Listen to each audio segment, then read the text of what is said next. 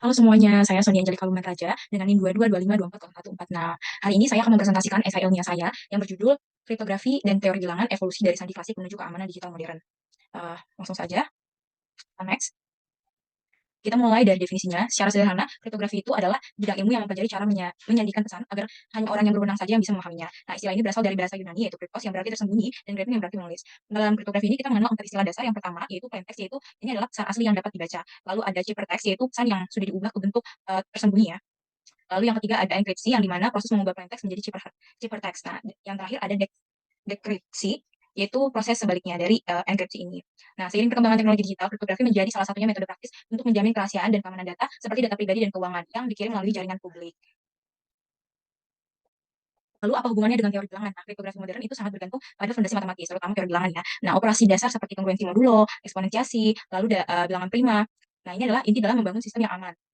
Prinsip keamanan utama dalam kriptografi modern adalah tidak sesuaian dalam kriptografi modern adalah yang tidak sesuai itu ya. Teori bilangan menyediakan masalah yang mudah diselesaikan dalam satu arah, tetapi sangat sulit dibalikkan tanpa informasi tambahan. Nah, sebagai contoh, menghitung operasi eksponensiasi modulo itu relatif mudah gitu ya. Namun, perhitungan inversnya seperti faktorisasi bilangan besar atau pencarian logaritma diskret. Nah, itu sangat sulit secara komputasional. Ketidakseimbangan inilah yang menjadi kunci keamanan kriptografi modern.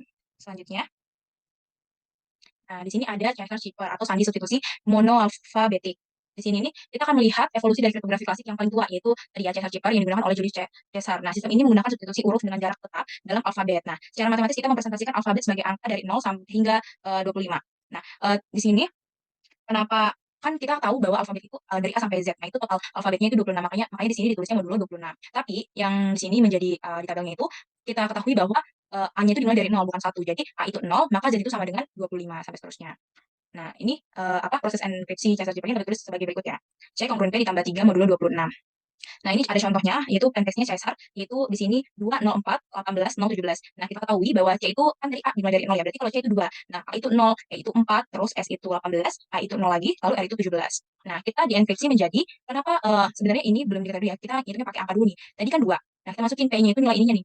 P-nya 2 ditambah 3 berarti 5, ya kan? Selanjutnya 0 ditambah 3 juga 3 gitu ya. Terus di sini ada 4 ditambah 3, 7. Lalu ini 18 ditambah 3, 21. Nah, 17 ditambah 3 itu ada 20. Nah, ini dibuat. Nah, kita cari nih kalau angka 5 ini angka 5 ini berarti huruf apa? Nah, karena 5 itu huruf F, berarti huruf F, terusnya 3 itu D, H itu 7 gitu. Selanjutnya meskipun sederhana ya, teman-teman, cara Shipper ini sangat tidak aman ternyata. Karena setiap huruf selalu diganti dengan huruf yang sama, kalau frekuensi huruf asli tetap sama. Jadi ini membuat apa ya namanya? Rentan terhadap serangan analisis frekuensi. Nah, selanjutnya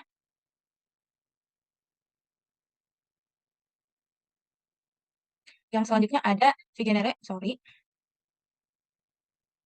Vigenere Chipper atau sandi substitusi polyalfabetik. Nah, ini kelemahan ini tuh mendorong pengembangan Vigenere Chipper, contohnya polyalfabetik Chipper. Nah, sistem ini tuh menggunakan kata kunci yang diulang sepanjang pesan, sehingga satu huruf plain text bisa dienkripsi menjadi huruf yang berbeda tergantung posisi kuncinya. Nah, enkripsi dilakukan dengan ini rumusnya, CI kongruen PI ditambah BI modulo 26 ini karena jumlah alfabetnya. Nah, contohnya itu ada data ya dengan kunci KEYK.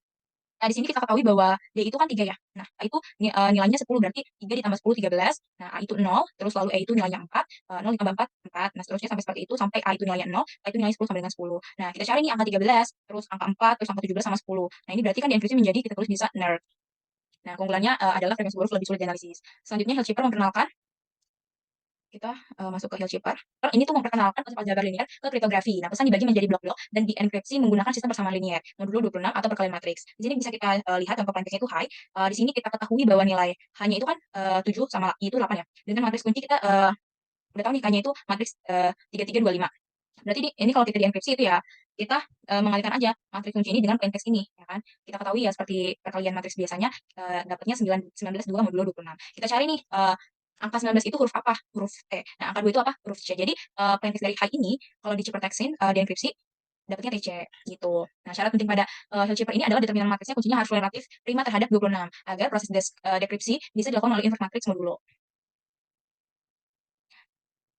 Nah, teman-teman, ini sebelum kita beralih ke kunci publik, kita juga memiliki, ini saya tidak tulis di PPT-nya, kita memiliki Ferran Chipper atau one type pad. Nah, secara teoritis sistem ini memiliki keamanan sempurna, artinya tidak dapat dipecahkan bahkan dengan sumber daya komputasi tak terbatas. Namun keamanan teoritis ini dibagi oleh kekurangan praktis. Kunci yang digunakan harus benar-benar acak sepanjang pesan dan hanya boleh digunakan sekali. Nah, syarat ini tuh sangat sulit dipenuhi untuk komunikasi berskala besar sehingga membuatnya tidak praktis. Ini menunjukkan adanya perbedaan antara keamanan praktis dan teoritis dalam kriptografi. Nah, kita sekarang masuk ke kriptografi modernnya. masuk ke kriptografi kunci publik modern. Nah, sistem terkemuka yang berbasis teori bilangan adalah RSA ya. Keamanan RSA ini bergantung pada masalah pemfaktoran bilangan besar menjadi komponen primanya. Maka kita ilustrasikan sederhananya seperti ini ya teman-teman langkah-langkahnya. Kita pilih dua bilangan prima besar. Nah, di sini kita tulis misalnya P itu sama dengan 37 dan Q itu sama dengan 73. Nah, yang kedua kita hitung modulosnya dengan N sama dengan P dikali Q. Nah, P kali Q itu kan hasilnya 2701 dan Pi dari N-nya itu Pi dari N-nya ini, kita hitung fungsi koefisien linearnya, yaitu Pi dari N sama dengan P dikurang 1, Q kurang 1. P dikurang 1, 37 kan, 37 kurang 1, 36, 36 dikali 73 kurang 1, 72. Berarti 36 dikurang 72, dikali 72, itu hasilnya 2592. Nah, selanjutnya, langkah selanjutnya pilih kunci publik E, misalnya E-nya itu 47. Jadi kita dapat sehingga JCD dari E dan Pi dari N itu sama dengan 1, ya kan? Nah, lalu ini kunci publik NE-nya jadinya N-nya tadi nilainya berapa? 2500, mohon maaf, N-nya tadi nilai 2701. Nah, E-nya tadi 47 misalkan. Nah, kunci private D ini dihitung sebagai inverse dari E modulo Pi dari N. Di sini diperoleh D-nya itu adalah 1103. Nah, konteks deskripsi ini dengan C kongruen M pangkat, mohon maaf ini seharusnya pangkat, pangkat E modulo N. Nah, dan dideskripsi dengan M kongruen dengan C pangkat D, mohon maaf ini juga seharusnya pangkat, modulo N. Nah, tanpa mengetahui faktor P dan Q, pihak luar tidak dapat menentukan Pi dari N-nya dan kunci privat D-nya sehingga pesan tetap aman gitu. Selanjutnya,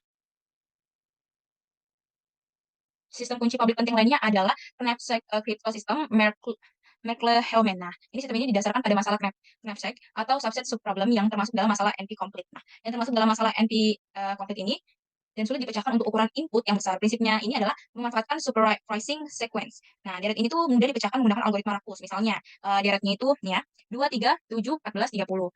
Nah, deret super increasing ini digunakan sebagai kunci private ya kan? Kunci private ini kemudian ditransformasi menggunakan operasi perkalian modulo menjadi deret umum untuk kunci publiknya. Contohnya kunci private-nya ya. Nih, ini W-nya sama dengan 2, 3, 7, 14, 30. Nah, masih menggunakan R17 nih. R17 dan M-nya itu 61. Kunci publiknya berarti BI sama dengan R kali WI. Modulo M-nya. Berarti B-nya sama dengan berapa nih? Tinggal dimasukin ya. R-nya tadi 17 dikali W-nya 2 nih.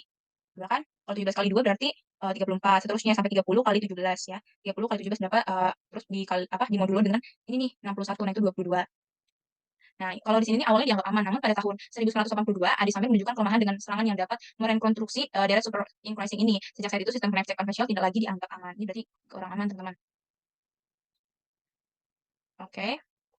Yang terakhir, kita membahas Elgamal, crypto sistem yang memanfaatkan konsep akar primitif dan kesulitan dari discrete logaritma problem DLP. Nah, akar primitif itu dilambangkan dengan Q ya, adalah generator yang pangkat-pangkatnya modulo P menghasilkan semua bilangan bulat tak 0 modulo P. Nah, DLP ini adalah masalah kebalikan dari eksponensiasi modular. Nah, kita diminta menemukan nilai X dari persamaan GX kongruen Y modulo P. Nah, mencari X ini tuh sangat sulit ya. Nih, nilai X-nya. Ini mohon maaf seharusnya pangkat. Nah, ini tuh sangat sulit untuk bilangan prima yang besar, dan kesulitan inilah yang menjamin keamanan sistem seperti Elgamal dan Diffie-Hellman. Dalam Elgamal ini, pembentukan kunci adalah pembentukan kuncinya yang pertama, kita bisa pilih bilangan prima besar P dan akar primitif J-nya, lalu pilih bilangan rahasia X sebagai kunci privat, kita hitung Y sama dengan G pangkat X modulo P sebagai kunci publik. Contohnya, kita bisa lihat ini P-nya sama dengan 11, G-nya sama dengan 2, adalah akar primitif, karena 2, 21 ini ya sampai seterusnya. Nah, dan kuncinya itu jika P-nya 11, G-nya 2, dan kunci privatnya X sama dengan 0, maka kunci publiknya yaitu Y sama dengan 2 pangkat 8, ya kan? Kan tadi kita ketahui bahwa itu ya. Jadinya Y-nya sama dengan 2 pangkat 8, modulo 11 sama dengan 3. Selain dienkripsi, Elgamal juga dapat digunakan untuk membuat tantangan digital. Fungsinya adalah menjamin autentikasi pesan, memastikan pesan benar-benar berasal dari pengirim dan tidak berubah selama transmisi. Nah, gitu ya. Ini yang tadi, mohon maaf tadi, ini discrete ya. Ini yang DLP, terus ini Elgamal nih. Nah, ini Elgamal. Jadi, sebagai kesimpulan, perjalanan dari kriptografi klasik ke modern ini menunjukkan pergeseran paradigma yang signifikan ya, yang dimana klasik itu keamanannya bergantung pada kerahasiaan metode dan kunci. Lalu kalau modern itu keamanannya bergantung pada kesulitan komputasional dari masalah matematika tertentu seperti faktorisasi, bilangan besar, logaritma diskret, dan masalah knapsack. Nah, sistem kunci publik seperti RSA dan Elgamal ini membuktikan bahwa bagaimana teori bilangan itu menjadi tulang punggung gitu ya, utama dalam mengatasi masalah distribusi kunci secara aman. Dan memahami teori bilangan dan aplikasinya dalam kriptografi menjadi sangat penting. Mengapa? Karena untuk menghadapi masalah keamanan informasi di masa depan. Sekian presentasi dari saya. Terima kasih atas waktunya dan perhatiannya. Mohon maaf bila ada salah kata dan kekurangan. Saya juga lupa melampirkan beberapa, tapi di essay saya cukup banyak contoh soal. Sekian dari saya. Terima kasih. Mohon maaf.